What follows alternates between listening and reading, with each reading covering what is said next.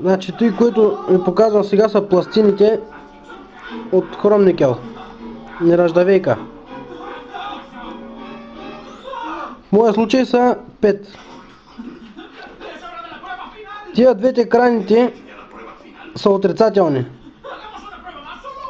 Положителната е по средата на 5-те. И отстрани има две, които са неутрални. Те не са свързани с никакъв кабел. Между тези пластини трябва да има изолация от материал, който не провежда електричество. В моя случай са свински опашки, отрязана свинска опашка имам. Парченци от свинска опашка, от този край до този край. Тук съм си го направил така, че да мога да стегна по-добре, да притегна от свинските опашки, защото когато при процеса на образуването на газта се загрява пластмасата и отпуска. Макар че съм на малко ампери, също ми е трудно да постигна еднаква температура, че да ни загрява. Значи това са ми пластините от обикновена нержавейка. Няма значение какъв е метала, какъв сплав стоманен е. Номер е да не раздясва и няма нищо сложно, абсолютно. Тези работи са, това е плексиглас, парченца. Нищо не играе в цялата работа. Аз съм си го направил, както ви казах, да оплътни по-хубаво. Тук съм го хванал с една остърклема, тук е домашни условия, защото нямам работилница, нямам удобни инструменти. Значи най-хубаво става да се остави самата пластина, както ще ви начертая на схемата, да се остави пластината е така да настърчава малко и тук отгоре да се хване с обувка директно с кабел, нали, да се извежда. Той представлява 5 пластини, дебелината на пластините е 0,5 половин милиметър или 1 мм или милиметър и половина, както го намерите, няма никакво значение. Разстоянието е хубаво да бъде 2 пъти колкото е дебела пластината. И тук се отвеждат двата кабела, плюс и минус в херметически съд, както съм го направил, да не излиза газ.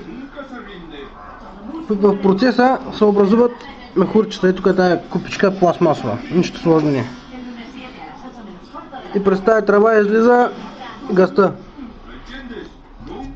Значи сега ще го сложа пак вътре да видите. Направя някой бела. Така.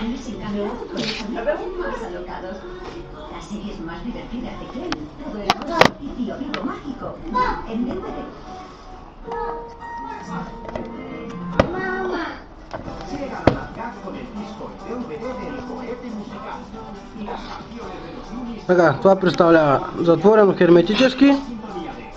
Той е маркуч, от който излизат мехурчетата, които се образуват при електролиза. Влизат в тая бутилка.